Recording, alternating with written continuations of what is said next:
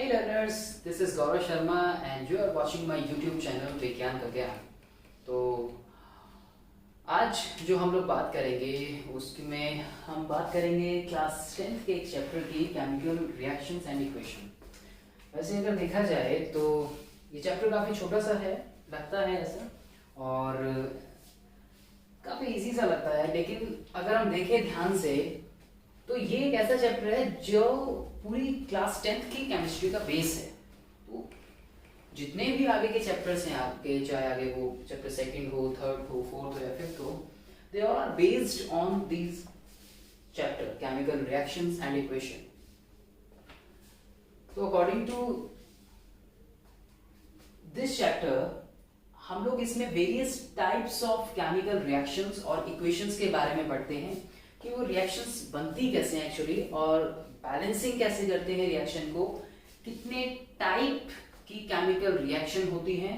और हम लोग जो इसको स्टार्ट करेंगे वो हम स्टार्ट करेंगे इन दो वर्ड्स को समझकर कि कब होती है केमिकल रिएक्शन और किन्हें कहते हैं हम केमिकल इक्वेशन, कैसे लिखते हैं केमिकल इक्वेशन, उनको बैलेंस कैसे करते हैं, इन सभी चीजों से। तो केमिकल रिएक्शन की अगर मैं बात करूं तो chemical reaction is a process, right, जिसके अंदर हम लोग क्या देखते हैं इन प्रोसेसेस के अंदर कि एक नए सब्सटेंस का फॉर्म होना। क्या कहा मैंने कि केमिकल रिएक्शन के अंदर हम क्या देखते हैं, केमिकल रिएक्शन वो है जिसके अंदर एक नया सब्सटेंस फॉर्म हो रहा है, which a new substance form. कहां से, लेकिन वो नया सब्सटेंस फॉर्म कैसे होगा? वो नया सब्सटेंस होगा उसी किसी पुराने सब्सटेंस से फॉर्म होगा जहां रिएक्शन हो रही है, वही एक केमिकल रिएक्शन है। तो क्या बोलते हैं हम लोग कि chemical reaction in which are the process in which new substance with new properties are formed. ये हम बोलते हैं केमिकल रिएक्शन को कि chemical reaction is the process in which new substance is formed with a new properties, यानी एक नई property बनी, पुरानी प्रॉपर्टी से एक नई प्रॉपर्टी बनी। अच्छा, तो रिएक्शन के अंदर होता क्या क्या है एक्चुअली? जब हम रिएक्शन को देखते हैं तो क्या बोल रहे हैं केमिकल रिएक्शन को कि chemical reaction is the process in which new substance is formed with a new properties. तो क्या हुई दो चीजें यहां पर, एक तो हुई यहां कि न्यू सब्सटेंस फॉर्म हुआ केमिकल रिएक्शन के अंदर, और जो न्यू सब्सटेंस फॉर्म हुआ उसके पास क्या है, उसके पास है उसके न्यू प्रॉपर्टीज, राइट। तो दो चीजें हमने यहां देखी कि भाई केमिकल रिएक्शन जब होगी तो उसके नया सब्सटेंस होगा और एक नई प्रॉपर्टी बनेगी उसकी, ठीक है। अब इनके अंदर जब हम देखते हैं तो दो चीजें देखते हैं बच्चों, एक हम देखते हैं reactant and the other one is product, ठीक है। ये रिएक्टेंट और प्रोडक्ट की बात भी हम लोग करेंगे यहाँ पे, लेकिन उससे पहले और भी चीजें जानते हैं कि जब केमिकल रिएक्शन होती है तो केमिकल रिएक्शन में कुछ नए बॉन्ड्स बनते हैं, कुछ न्यू बॉन्ड्स का फॉर्मेशन होता है, एटम्स का रीअरेंजमेंट होता है। हम नंबर ऑफ एटम्स को या एटम्स को उसमें चेंज नहीं करते, सिर्फ वहां पर उनका रीअरेंजमेंट होता है कुछ एटम्स का, और जो एक पुरानी बॉन्डिंग से, यानी पुरानी बॉन्डिंग का ब्रेकडाउन होकर एक नए बॉन्ड्स का फॉर्मेशन होता है। यानी केमिकल बॉन्डिंग्स जो होती है रिएक्शंस के अंदर, उनमें पुरानी बॉन्डिंग्स का टूटना और नई बॉन्डिंग्स का बनना। तो रिएक्टेंट्स जब भी हम देखते हैं केमिकल रिएक्शंस के अंदर, रिएक्टेंट वो चीज होती है जो आपस में रिएक्ट करते हैं। केमिकल रिएक्शन के अंदर जो रिएक्ट करते हैं आपस में, उनको हम रिएक्टेंट बोलते हैं। और जो हमने बात की यहाँ पर न्यू सब्सटेंस फॉर्म होने की, वो न्यू सब्सटेंस क्या है, वो है एक प्रोडक्ट।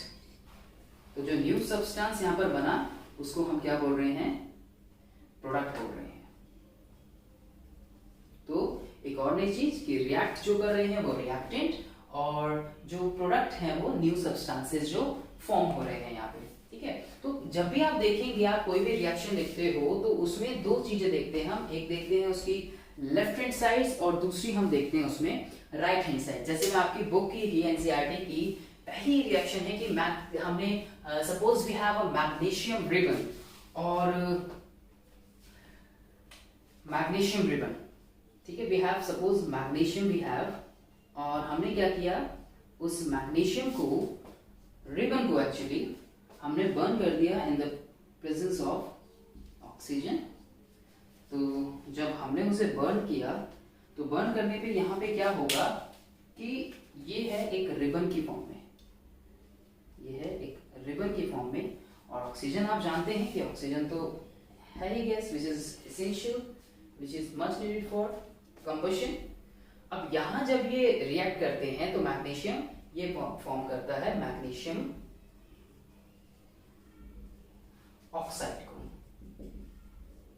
राइट, यहां बना एक मैग्नीशियम ऑक्साइड।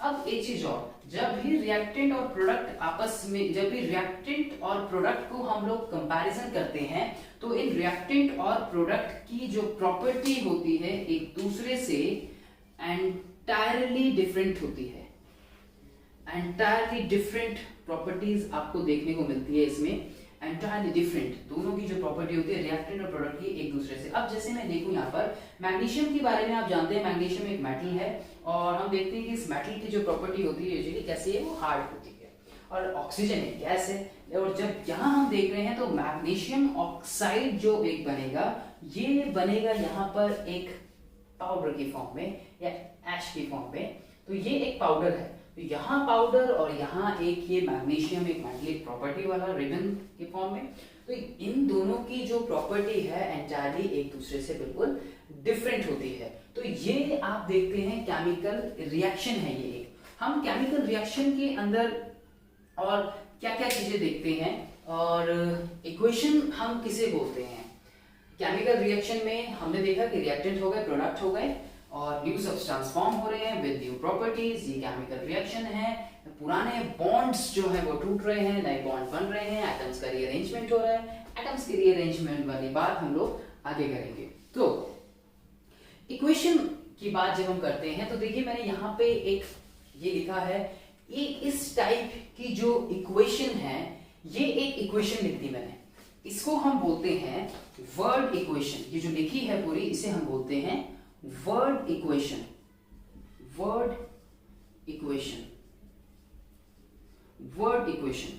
तो this is called word equation. अगर मुझे इनको एक शॉर्ट फॉर्म में लिखना है तो शॉर्ट फॉर्म में लिखने के लिए हम क्या कर सकते हैं, यहाँ पे ये तो हो गई एक वर्ड इक्वेशन, लेकिन अगर मुझे इसको एक केमिकल इक्वेशन की फॉर्म में लिखना है तो मैं कैसे लिखूंगा केमिकल इक्वेशन की फॉर्म में।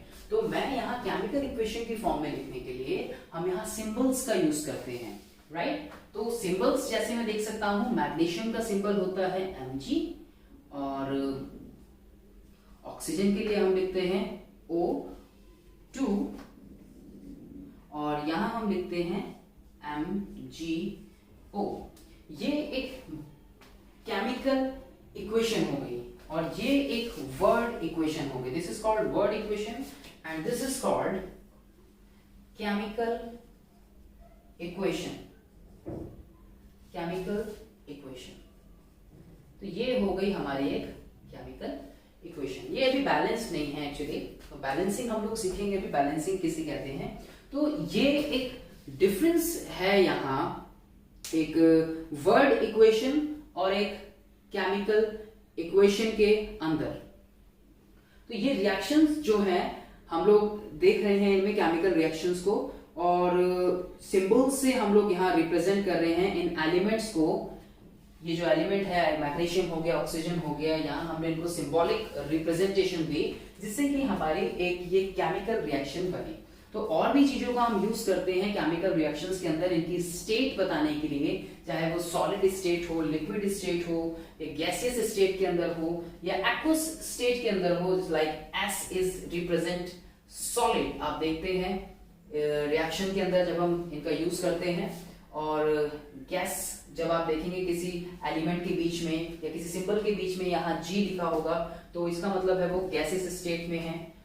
इसी तरीके से L आप देखेंगे वो लिक्विड स्टेट को शो करेगा, और जहां AQ लिखा होता है आप देखते हैं रिएक्शंस के बीच में AQ, तो वो एक एक्वस सॉल्यूशन को यानी वाटर के साथ उसके वो शो करता है एक्वस को। राइट। तो ये सारी चीजें हमें रिएक्शंस के अंदर देखने को मिलती है। रिएक्शन के अंदर जो केमिकल रिएक्शन हमने लिखी यहाँ पे, वर्ड इक्वेशन लिखी हमने, तो यहाँ एक एरो रिप्रेजेंट कर रहा है। एरो जो है वो दिखा रहा है हमें कि रिएक्टेंट से कैसे प्रोडक्ट बना, और एक रिएक्शन के अंदर हमारी ये होती है लेफ्ट हैंड साइड और ये होती है हमारी राइट हैंड साइड। तो जो हमारे रिएक्टेंट होते हैं वो कहाँ होते हैं, वो होते हैं लेफ्ट हैंड साइड पे, और जो प्रोडक्ट होते हैं वो कहाँ होते हैं, हमारे राइट हैंड साइड पे। तो इस चैप्टर में हम लोग बहुत सारी केमिकल रिएक्शंस और इक्वेशन के बारे में बात करने वाले हैं। This is just a demo for the chemical reaction and equation. तो बच्चों, रिएक्शंस अभी किस तरह की होती हैं और रिएक्शंस कौन सी होती हैं, आइए जानते हैं अपने अगले पार्ट में। Thank you.